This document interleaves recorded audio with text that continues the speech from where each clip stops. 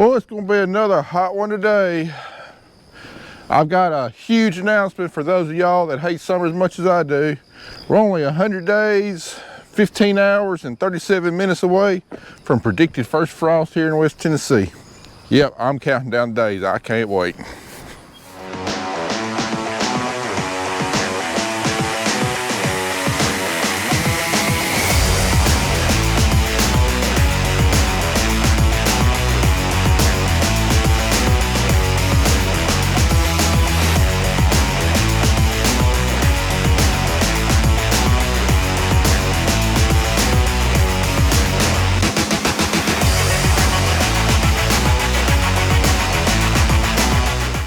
Alright guys, with the 4th of July behind us, got another big week coming up as always. Got a ton of stuff to do and it seemed like just not enough time to do it on.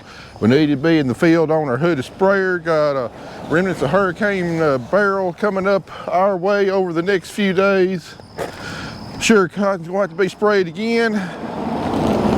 But first things first, we got to get something in the shop.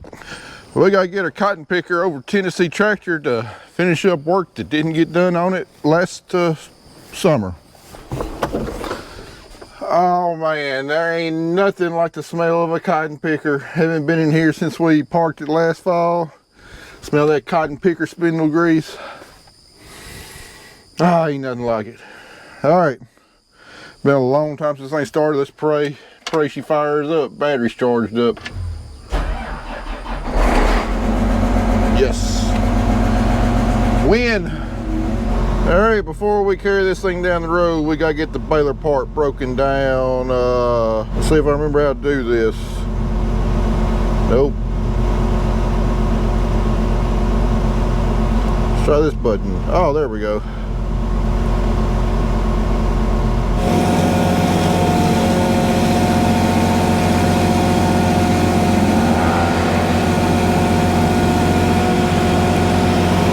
All right, let me show y'all exactly what we're gonna have done.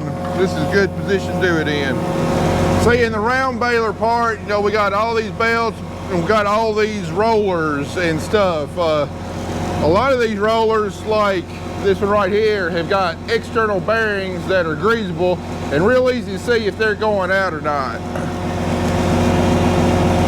Then we got some rollers like these that have got internal sealed bearings. We can't grease them or anything, and there's really no easy, good way to know that they're about to go out. And of course, I'm sure as most of y'all know, a down bearing is a major fire hazard. It's an even bigger fire hazard when you got a big round bale of cotton back here. So last thing we want to do is one of these bearings going out, shoots sparks into a round bale, catches the bale on fire, and then I lose my picker.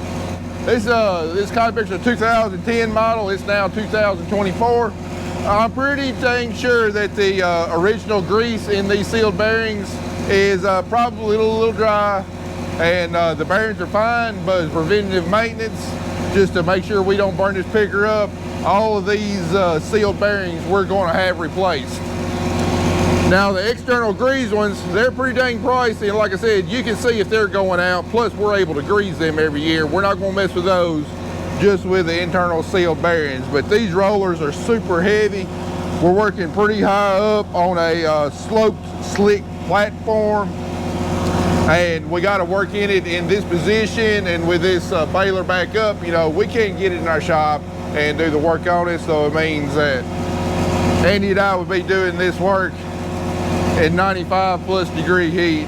And just go ahead and tell you, I ain't got it in me.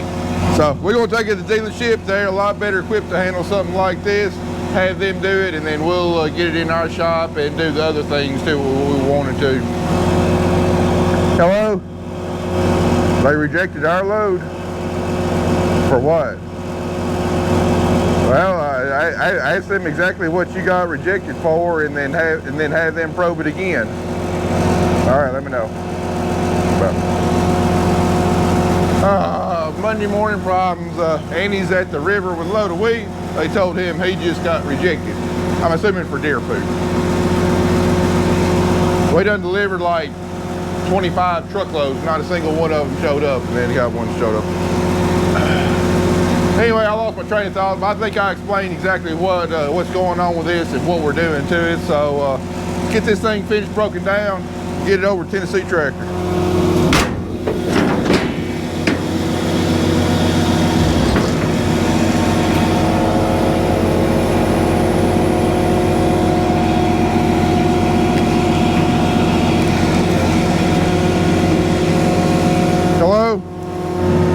What they say it was rejected for. All right, well, bring your load on back, dump it back in the bin, load back up, go back up there again. All right, let's get this thing back. Let's get this thing to Tennessee Tractor. Well, my first load of wheat rejected for deer poop, and we're getting down close to the end.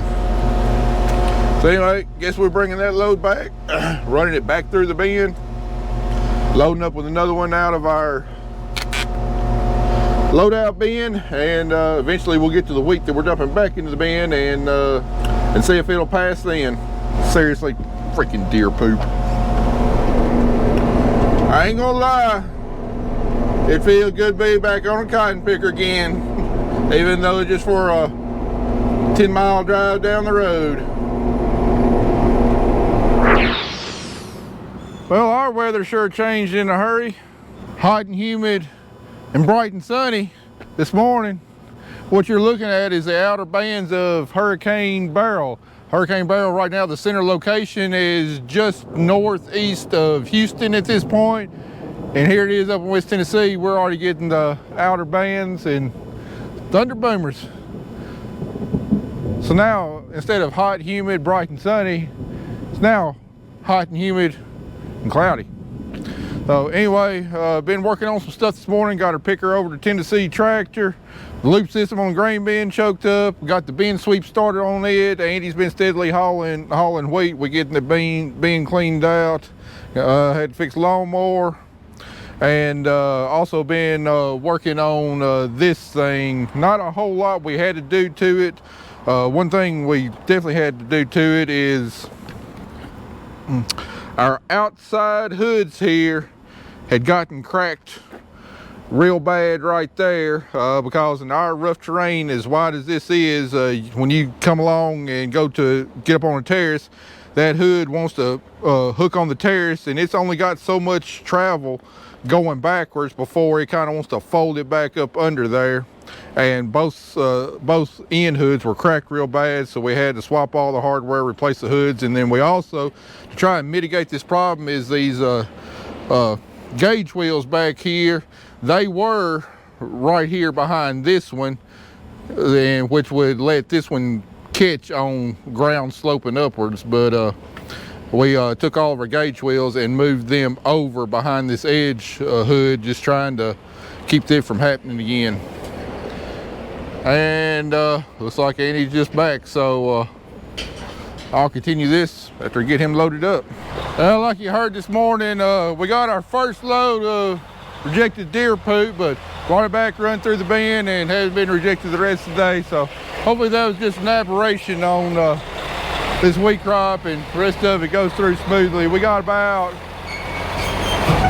9 more loads or so, possibly. Carter's been doing a real good job keeping Andy loaded up and everything, but he's actually out spraying a little bit of soybeans, some of our replant. He's been itching for opportunity to do a little bit of spraying, so I figure that's a good place for him to start and not really mess things up. So I'll get Andy loaded up and back on the way.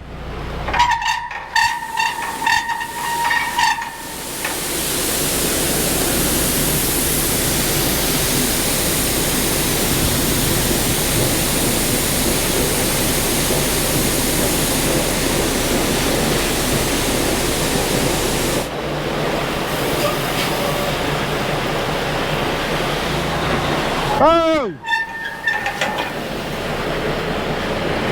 I know I mentioned in the past, but dadgummit, I'll say it again. I love that loadout bin. I don't think one single thing has improved our efficiency more than what that loadout bin has. 3.5 minutes and Andy's back on the road.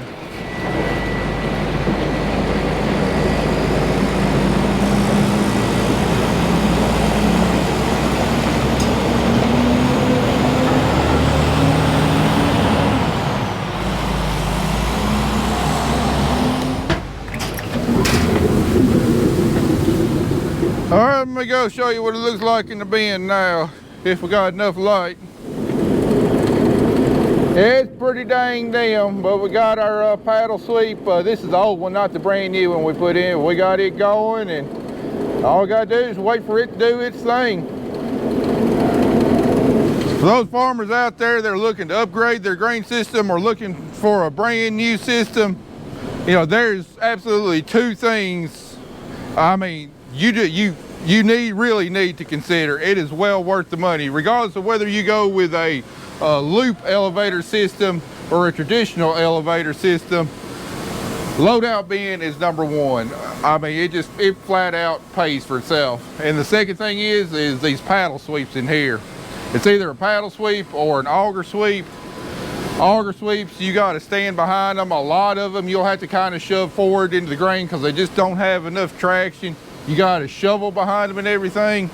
Those paddle sweeps are about a third of the more cost than a traditional auger sweep, but they are absolutely fantastic. They are well worth the money. Yeah, when I was a lot younger and full of piss and vinegar when we built this system, I didn't mind getting in there and shoveling. But now that I've aged a little bit, there's some things I just plain old like to do, and being in a bin, shoveling behind an auger, when it's 95 degrees outside and well over 110 inside the bin, is not one of them anymore. So those paddle sweeps, I wish I'd bit the bullet on the front end and done it. I'd been a lot more money saved. But if you're ever considering it, those two things, I promise you, you will not regret them.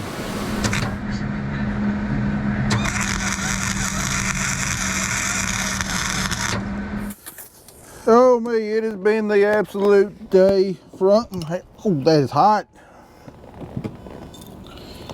It has been the absolute day from hell. I had plans on getting this thing done early afternoon and be in the field getting a few loads, run through my hoods on my cotton ground, and until it's late today, that ain't gonna happen. Just what could go wrong has gone wrong. Took a day and a half off this weekend, go to the river, try and get a little R&R. It's like my farm is paying me back in spades for taking a couple of days off. Went to get parts of John Deere, the system was down, wasted 30 minutes there. So the grain elevator stopped up, wire going to the bin sweep got caught and shorted out. What else? I sent Carter to go spray some beans, and all of a sudden the parking brake wouldn't disengage. Had to get a service call on that. No telling how much that cost because I had a broke wire. It's just been, and that's just what I remember. There's been much more of that. It's been an absolute Monday from hell though. Not only that, can't hardly breathe out here because I keep drowning in my own sweat. Have I said I hate summer yet? So I hadn't. I do. Anyway, we try and get this hooded sprayer finished up. Had one of these post-direct tips break off last year. This should be the last thing we got to fix other than greasing it.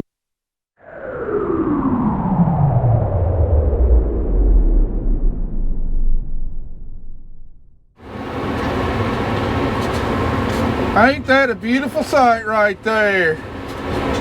This cotton getting after it, and there ain't no checking it up. And we just got started running this hooded sprayer a couple hours ago. We're about 20 acres in so far. A couple days later than what I was wanting to get started. You saw that hot the cotton. I mean, this cotton is growing, and it's growing quick, and another few days this stuff will be too big to get through with the hooded sprayer and the tractor. So what we're doing is we're trying to get our last herbicide application through the hooded sprayer, and not very many people run hooded sprayers anymore, and the main reason that is because it's kind of slow and tedious. But for superior weed control, the hooded sprayer is by far the best option when the cotton gets to this size. Mainly because with the cotton this size, you go over the top and spray, you're not going to get very much coverage down beneath the cotton plant where your smaller weeds are, and at best you'll just get partial weed control. At worst, you won't hardly get any weed control. So these hoods spray real close to the ground, and they also got nozzles on each side of the hoods that sprays a directed spray up underneath the cotton plant to get any weeds there.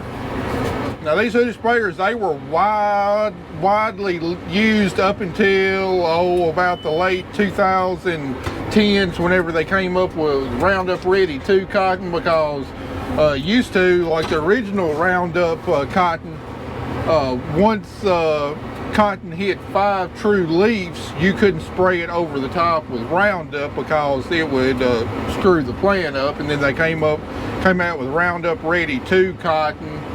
I'm guessing somewhere there on 2006, 2007, 2008, something like that.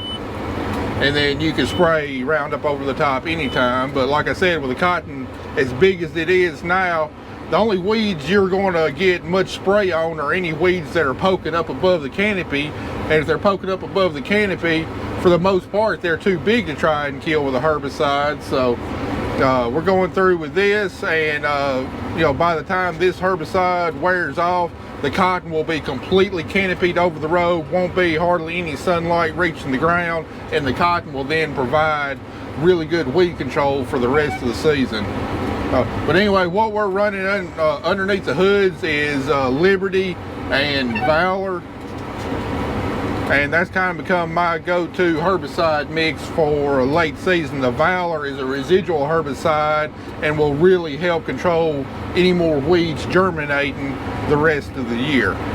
But me running this hood sprayer is not the only thing going on around here today. Andy's should be carrying the last load of wheat up to the river.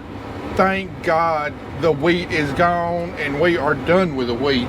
We were very fortunate. We only got 1 load of wheat rejected. And like I said, came back, ran it through my grain bins, hauled it back up there. Fine. So no more having to worry about deer poop in wheat. The saga of that is over and done with. And then as soon as Andy gets back from the river, going to load up the big sprayer and start spraying cotton again. We got about another, 170 acres of cotton that the Cotton Scout said this week got plant bugs in it. Got to spray it. Of course, we're going to throw a shot of plant growth regulator on there too. And then as soon as Kelly and Andy get done spraying cotton, they got to throw the side shields on the sprayer, and we got to spray corn. Our corn's right there at brown silk, and it's time to hit it with a fungicide. As of about a week and a half ago, I was seriously debating if I was even going to spray a fungicide. We were hot, we were dry. But ever since then, we've gotten some good rains. The corn looks really good. But not only that, Hurricane Beryl just came through yesterday, up through Texas, all of those southerly winds. Guess what Hurricane Beryl brought up with it in addition to rain? I bet it brought a bunch of southern rust spores up with it too. Which, in southern rust, what it is it's a fungus. It doesn't overwinter in Tennessee, but each year it works its way from the south to the north kind of gradually. But we had a really early hurricane this year. They come from down south, and I guarantee it brought a lot of fungal spores up with it. So if we don't get our corn protected really quick, that southern rust is going to set in, and it's going to turn a good looking crop, and it's going to hit it on the head and really hurt yield. Southern rust can be an absolutely devastating disease for corn. And it's always best to protect the plant, keep it from getting infected, then try to cure it after infection sets in.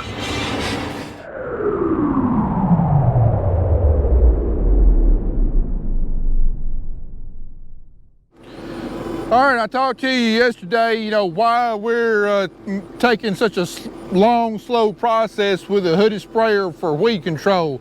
Well, I'm gonna give you a little bit of a visual reference on why we're going this route and have for years. All right, in this field, we're just finishing up the main part of the field, but these inrows down through here, we actually sprayed them yesterday afternoon, so I want to show you what the herbicide's actually doing. Right here's the last row of my inrows, and then we got the main part of the fields teeing off in here, but the outside hood runs right down through here. And looking at this cotton plant, you know, it's showing definite effects of the herbicide. Now what we're spraying is Valor and Liberty. Now, this cotton is tolerant of Liberty, but Valor it is most certainly not, and that's what we're seeing is Valor damage. So you can imagine cotton this big showing effects of Valor. Now you can imagine what a smaller weed, how much it's going to hurt it. Now this Valor won't actually kill the cottons. Believe it or not, when cotton gets this size, it is really, really, really tough to kill. It's not hard to injure, but it's really tough to kill. But where we're getting injury like this will really severely impact the yield. So it's very important that when we're going along the road, we don't scoot over. We stay right on the road, because any cotton that the hooded sprayer runs over will severely injure it and will reduce yield. But I told you yesterday that the hood sprayer also has tips that spray up under the row to get weeds, because if we were to come in here and broadcast spray, the plant would intercept most of that spray, so any weeds up under the plant would survive. And then not only that, we can't broadcast Valor over the top, otherwise we'd wipe out the crop. So this hooded sprayer really gives us more tools in the toolbox to help control weeds. But looking at what those post-emerge tips do that spray up under the plant, you can tell right here, it got on some of these bottom leaves right here, and it's injuring these bottom leaves. But because it's a contact herbicide and not a systemic, it's really not going to hurt the plant, because these bottom leaves aren't going to contribute, anything to the plant or whatever. But it's getting any weeds that are up under the row.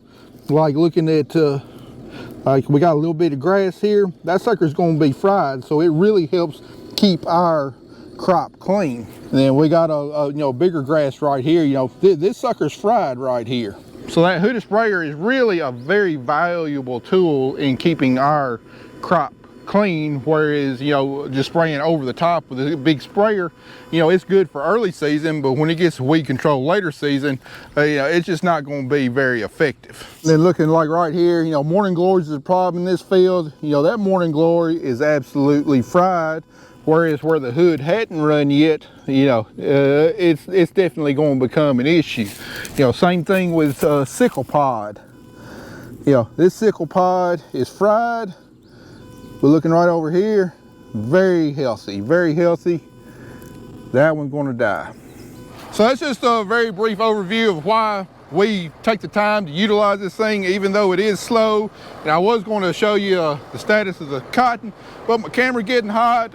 Let me get in tractor, cool off, spray a few more acres, and I'll show you what the cotton is. But in the meantime, our weeds are growing about as fast as the cotton is, so let's go ahead and fry them.